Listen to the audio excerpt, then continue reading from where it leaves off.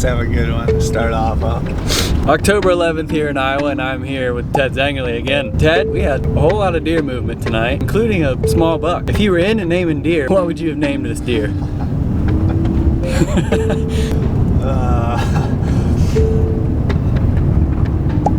Big Louie. Stumped you, didn't it? No more questions or what? No, I had one more. It was a wet one today, and my feet are soaked. Ted, how do you keep your feet dry? I got gaiters on and crispy boots. So Crispies are the way to go, huh? Yeah, as far as I can tell. They're expensive, but they work great. Alright, that's good. October 19th here, and I'm here with the Gregster. Greg has been on the same deer the past 2 hunts, so he's developing a little bit of history with this deer. We don't like history, but I did rename him on the way out. I call him Houdini. Houdini. Because I see him for 10 seconds and then he just disappears into the tall grass. That was actually the first question I was going to ask you, and he already answered it. Way ahead of you. By the way, is this your interview shirt? Yes, this is my interview shirt. I love it. Pretty much everybody does. Since you've seen this buck past 2 nights, what has been the thing that has kept you from killing him? He was on the edge of gun range, for one.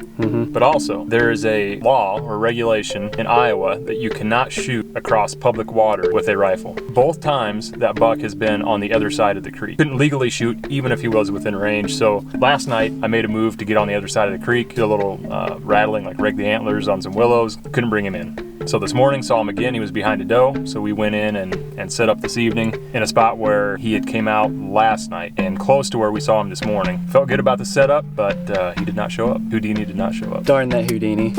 Lastly, yeah, what's your favorite thing to watch on YouTube? Right now I'm into Hot Ones. Hot Ones. Hot Ones. The Critical Drinker. Kind of funny. A little bit of language, like a little bit of rough language sometimes, but insightful. You know, if you're into cinema, he's a really insightful movie critic. There you go. I haven't watched The Critical Drinker, but I have watched Hot Ones. It's just when people just are eating hot wings and they keep getting spicier, I'm pretty sure. I like spicy food, so I live vicariously through them. There you go. Also, and like we talked about earlier, Tim Wells. Tim Wells is a go-to. All right, well, thank you. That's all I have for you. It's October 20th, and I'm here with old Greg again. Greg, we were covered up in deer tonight, and it was a prime forecast on the moon guide. Was it? It was. All right, good to know. How do you feel about the moon guide? I used to have one when I was a kid. Like, that's not a new fad. Like back in the early 90s, they used to have that same kind of moon guide that you rotate and stuff. And I got into it and then never really saw any results. So kind of forgot about the moon and just hunt when I can. All right. Saw a bunch of deer.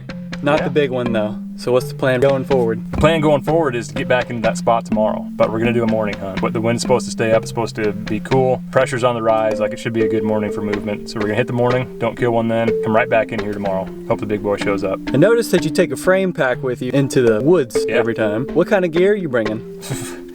Everything but the kitchen sink, I guess. All the camera gear like GoPros, 360 cameras, all the accessories for that, spare batteries, tripod, shooting sticks, rattling antlers, grunt call, headlamps, knife permits. You know, when I'm self-filming, it's about ×2 as far as the weight goes because you got the camera arm and all that stuff. Pack's about 25 pounds right now, which isn't bad. The hope is to make it a lot heavier on the way out. Oh yeah. Quarter an upper deer. Lastly, somebody asked me this question recently, but who's the best shot in the THP crew? What do you think? Depends on the day. Depends on the day. We've never went head to head. So that's something we need to do, to get that straightened out. That way we can answer it honestly. I responded that everybody was pretty below average, so. That's pretty accurate.